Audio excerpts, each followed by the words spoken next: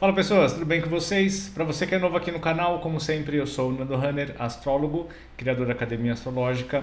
Para você que já me segue há algum tempo, oi! Vamos continuar com a nossa análise de Plutão através das casas. Para você que está chegando agora, esse aqui é um vídeo que faz parte de uma série mais longa, mais vasta, que a gente está fazendo juntos a respeito da análise de Plutão. Plutão em casa 8 são os pontos focais do meu trabalho do dia a dia. Resolvi fazer essa série porque é uma coisa que já tá nos meus planos há muito tempo e eu venho meio que procrastinando, bem de forma taurina. Eu venho colocando o negócio para frente até a hora que o negócio resolveu desentupir e agora nós vamos até o final. Vamos fazer análise de Plutão em todas as casas, vamos fazer análise de Plutão com os aspectos e eu vou fazer um vídeo especial para fazer análise de casa 8. Plutão em casa 8 são pontos focais do meu trabalho, como eu já disse antes. São minha especialidade, eu trabalho intensamente com isso no meu dia a dia já faz muitos anos. Então eu convido você que, se tem questões de casa 8, se está algum trânsito de casa 8 passando no seu mapa, se você tem Plutão mexendo com o seu ascendente, conectado com o seu Sol, com a sua Lua, e você tem uns problemas envolvendo Plutão no seu mapa e até hoje não conseguiu achar uma solução, vem conversar comigo, vamos fazer uma sessão de terapia astrológica para ver onde que eu posso ajudar você a enxergar esse mundo de uma forma diferente do que a gente vê por aí, que é totalmente catastrófica. E tá certo que para a gente entender Plutão, a gente tem que entender por que a catástrofe está acontecendo e não ignorar a catástrofe. Então a gente vai aprender, vai tentar lidar com isso da melhor forma possível. Então eu te convido para vir fazer uma sessão comigo. Mas bora lá, nós vamos falar sobre Plutão de casa 5. Ó, Plutão de casa 5, a casa 5 teoricamente é para ser a casa mais divertida do zodíaco, certo? Porque é a casa da criança, é a casa do lazer, do esporte, do romance, do namorico, da diversão, do prazer, né? É a casa onde a gente vai se divertir, é a casa da balada, é a casa do que é legal, é a casa do curtir a vida, do aproveitar a vida, do se sentir feliz e prazeroso na vida, tá? Está muito ligado com a infância, com a criança, com a nossa criança interna. Se você for ver ali em vários livros, em várias publicações, você vai encontrar várias relações das ações de casa 5 com as vivências de criança. Inclusive o Howard Sasportas, que é um autor que é relativamente contemporâneo, ele descreve a casa 5 como sendo um tanque de areia. O tanque de areia que você brincava na escola, manja? Você vai lá, faz seu castelinho, as outras crianças brincam com você. Então ele costuma comparar os comportamentos de casa 5 com como aquela criança brincava nesse tanque de areia na escola. Se ela brincava com pessoas, com os amiguinhos, se era só com um, se era só com outro, se era sozinho, se não brincava, se jogava na areia e achava que era o máximo, ou era todo metódico, construía o castelinho. Então, através da análise da casa 5, a gente vai entender qual é o comportamento daquela pessoa, daquela personalidade, aproveitando a vida, brincando na vida. Muita gente leva a casa 5 a sério, como eu, por exemplo. Eu tenho Capricórnio de casa 5, ou seja, a brincadeira é séria, é cheia de regras e se não for assim eu não consigo, né? Então é uma certa restrição dentro daquele prazer divertido e sem regras e completamente espontâneo da criança. E consequentemente a gente vai analisar como foram as experiências infantis dessa pessoa, o que é absurdamente importante para a visão que ela tem de vida, para o comportamento que ela tem de vida. Não só com a relação com a criança interna, que a gente fala muito nisso sobre terapia, não só eu, como todos os terapeutas trazem muito essa questão, mas principalmente na questão sobre filhos. Assim como Plutão na casa 4, que eu falei para vocês no outro vídeo, há situações que envolvem a casa 4, as relações familiares, impactam diretamente em várias situações, e na casa 5 também. Só para vocês terem uma ideia, eu não me recordo se eu falei isso no vídeo de casa 4, mas a casa 4 ela vai mostrar como que era o ambiente familiar, certo? Então, o ambiente familiar inclui como que é o casamento pai e mãe, como que a criança enxerga, né? Aquele indivíduo enxerga o casamento pai e mãe, e dependendo de como for aquilo, principalmente se for uma situação traumática onde o pai agredia a mãe traiu o pai, a mãe foi embora, os pais só brigavam, ficaram casados 50 anos, mas eles só quebravam o pau, eles se odiavam. Aquela visão que a criança está observando e recebendo do mundo, aquela energia, ela vai transportar e vai criar um valor a respeito disso. Então, uma pessoa que pode ter tido uma visão de casamento de pai constantemente conflituoso e infeliz para os dois lados, é uma pessoa que pode muito bem ter uma aversão intensa a casamento. Pode não acreditar em casamento por causa dessas informações aqui. Isso não quer dizer que a pessoa não possa ter um casamento feliz, quer dizer que ela vai precisar trabalhar internamente, emocionalmente, psicologicamente e espiritualmente essas questões inseridas nela por esse ambiente familiar para ela conseguir conquistar um relacionamento duradouro. Casamento não é um casamento na igreja, tá? É uma união de duas pessoas que se propõem a viver bem, felizes, em cumplicidade, em comunhão, com o objetivo de construir uma família feliz, uma família cúmplice, uma família com comunhão. Tá? Então o Plutão ali, dependendo do que ele pode trazer, influencia nessa história. O que consequentemente me leva ao ponto de que, se a casa 5 é a casa da criança, e a gente vai analisar que tipo de experiência aquela pessoa teve na infância, se ela teve experiências traumáticas, se ela teve relacionamentos difíceis com crianças, com as outras crianças ou com a criança interna, né? Ou com pessoas do lado de fora impedindo com que ela seja criança, ela pode criar uma aversão à criança. Isso tem uma outra visão que eu já explico, mas vamos terminar essa aqui. Essa aversão pode fazer com que a pessoa se mantenha afastada desse lugar da criança, desse lugar da displicência, esse lugar da criatividade sem limites, esse lugar da gargalhada aleatória e espontânea, né? do se jogar no chão e sair correndo e brincar e se divertir com tudo. Essas experiências podem ser proibitivas. As coisas difíceis, as situações complicadas, as situações difíceis podem ser proibitivas no sentido de que, se a pessoa está se expressando da forma como ela gostaria de expressar, totalmente espontânea, e receber uma proibição, de receber uma bronca, de receber um bullying, por exemplo, pode fazer com que aquela criança seja completamente, ou ela ganhe da mesma forma como casa 4, ou ela ganhe uma percepção de que a diversão é algo que não é permitido. E aí ela se bloqueia dentro dessa história, aí ela se torna mais rígida, mais controlada, né? Que é a expressão de Plutão, você se manter no controle, você se manter fechado, controlado, sempre analisando todas as situações para não passar por aquilo de novo.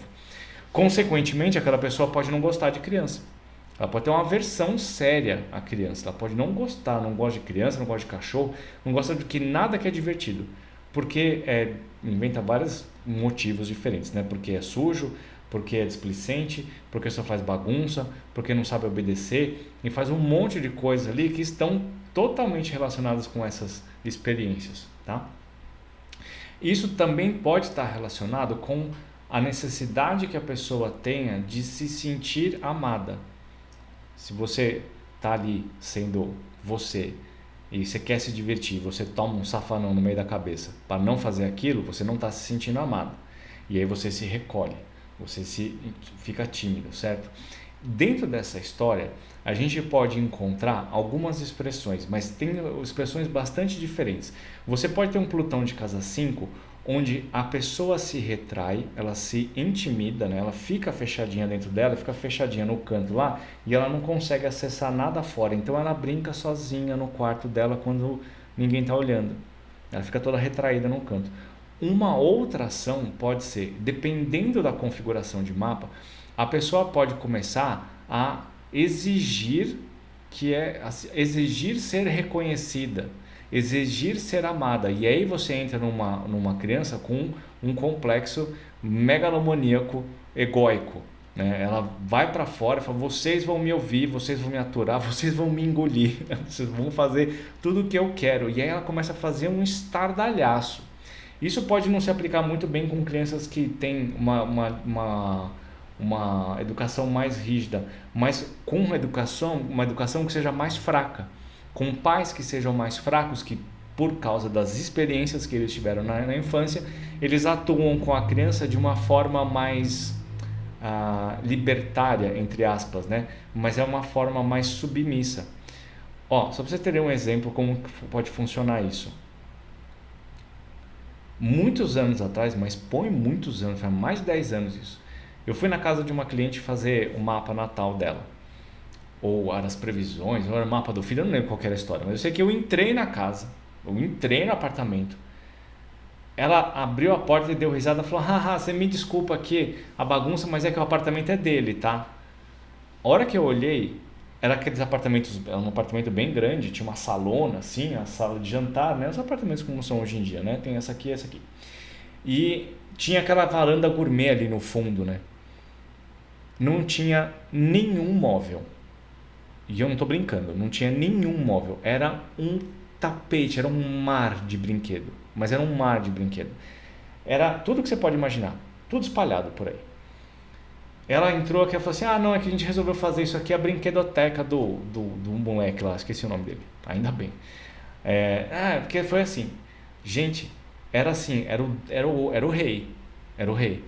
O moleque entrou gritando, esperneando, querendo mexer nas minhas coisas, fez um inferno. E a mamãe falava assim: ai filhinho, vai pra lá. E ele: não quero, eu vou ficar aqui. E fazia aquele escândalo, e a mãe ali falando pequenininho assim. Aí veio o pai falou, né? Então você tem duas posições, duas pessoas que deveriam mostrar autoridade e poder para um indivíduo que ainda está florescendo e que precisa aprender o valor da hierarquia, o respeito, o horário onde ele pode atuar, onde ele não pode, né? Pessoas completamente enfraquecidas e que viviam submissas à vontade de uma criança de 4 anos de idade, né? E aí você vê um ego hiper elevado, super inflamado, que fazia o que queria e tinha que fazer o que queria na hora que quisesse. E você tem ali um poder dentro de uma pessoa que não sabe lidar com poder. E toda criança é desse jeito, né? Todo indivíduo é assim. Você nasce sendo, entre aspas, paparicado por mãe e pai constantemente, porque afinal de contas, né, é um equilíbrio. Também vou falar um negócio, é um equilíbrio que é muito difícil, né? Ou você dá muita atenção ou você não dá nenhuma atenção. Achar um meio do caminho para a criança crescer como um indivíduo maduro, sabendo o lugar dele dentro da sociedade, é um negócio que é absurdamente difícil, porque cada um tem seu valor, cada um tem sua experiência. Se você teve uma experiência de infância muito difícil com pais rígidos, a tendência é você não querer fazer isso. E você acaba se tornando completamente fraco. Mas se você tem uma experiência de vida onde você tem pais fracos, talvez você tenha uma visão onde você precisa ser mais duro para não ter os problemas que você teve. Então é difícil da gente conseguir encontrar esse equilíbrio. O que é verdade é que a gente não pode deixar uma criança de 4 anos ditar a nossa vida. Nós somos adultos e os adultos têm que ensinar como que a criança vai viver e não o contrário. E aí a gente encontra vários problemas nesse sentido. O Plutão de casa 5 pode representar esse indivíduo que tem muito poder dentro dessa identidade infantil e ele comandava esse ambiente de vida e ele passa a viver todos os outros anos da vida dele exigindo que as pessoas façam o que ele quer que seja feito. Vocês devem conhecer pessoas desse jeito, né? Ou é do meu jeito ou não é. E pronto. Tem muita gente que fala aí: comigo é uma vez só. Pisou na bola com uma vez só, eu não perdoo nunca mais. Sério, você nunca fez nenhuma bobagem, você nunca falou mais do que precisava, você nunca fez alguma coisa que você se arrependeu e depois precisou pedir desculpa e não aceitou perdão? Não, nunca. Claro que não, né? Nunca fez, porque tem Plutão de casa 5. Então pergunta minha, né? Então você tem essas expressões bastante complexas e dominadoras, tá? Então você pode ter uma que é o que falam por aí também, você pode ter um Plutão de casa 5, dependendo da posição, dependendo dos efeitos que ele faz, você pode ter aquela personalidade narcisista.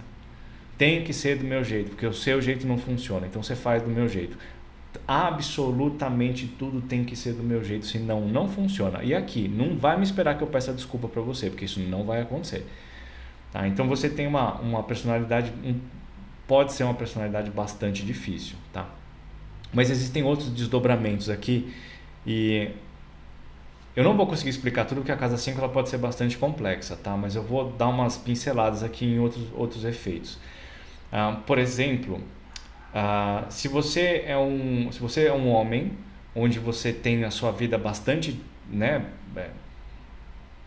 livre, vai. E você, isso serve para os dois, tá? É melhor. Se você tem uma das coisas que pode acontecer bastante com casa 5 e aqui entra muito intensamente a forma como a gente tem que olhar para esse Plutão, especialmente dependendo da experiência de vida da pessoa, principalmente para você que está estudando astrologia e vai começar a trabalhar com isso, a gente tem que tomar cuidado para não supor muitas coisas antes de fazer essa sessão. Por exemplo, eu uso muito esse caso. Eu tive duas gêmeas, onde uma queria ter filho por tudo e a outra não queria ter filho por nada nessa vida. As duas têm Plutão de casa 5, tá? O que quer dizer essa história? Que uma pessoa enxerga, são gêmeas, tá? Isso eu posso até fazer um outro vídeo explicando essa diferença de visão de gêmeos, de comportamento de gêmeos, mas a ideia é a seguinte: o Plutão de casa 5 pode representar o poder da vida ou a destruição da vida, certo? Então, se você tem um Plutão com um mapa em que a pessoa olha e vê, eu quero realizar tudo que eu quero nessa vida, quero fazer tudo o que eu quiser, independente, ninguém vai me controlar, eu vou realizar tudo o que eu quero. Você ter um filho pode ser um grande problema, porque você não vai conseguir realizar tudo o que você quer, ou você ter 2, ou 15, né? Pelo outro ponto de vista o filho pode ser um grande símbolo de conquista, um grande símbolo de poder, um grande símbolo de superação. Pode ser o grande desejo do desenvolvimento evolutivo daquela pessoa. Então ela quer por tudo nessa vida, ela deseja por essa transformação profunda na experiência dela. O Plutão ele pode servir como um bloqueador e sabotador dessas duas visões. Só para vocês terem uma ideia, essas gêmeas, né? Uma que não queria ter filho engravidou e a outra que não queria ter filho perdeu várias gravidezes, várias. O Plutão de casa 5 pode representar abortos. Plutão de casa 5 pode representar problemas graves com os filhos. Tá? Plutão de casa 5 pode representar que ter filhos impede a vida. Ou que ter filhos faz com que a vida ganhe outras proporções muito maiores, muito mais poderosas. Tá? Bom, esse aqui é o vídeo sobre Plutão de casa 5. Quero saber o que você achou. Fala aqui nos comentários, curte, compartilha, aquela história toda que vocês já sabem. Próximo vídeo, Plutão de casa 6. Quem tem Plutão de casa 6 fica ligado, porque pode ser difícil, viu? Plutão de casa 6, questões de saúde, pode ser bastante difícil de lidar. Beleza? Até a próxima então. Beijo para todos.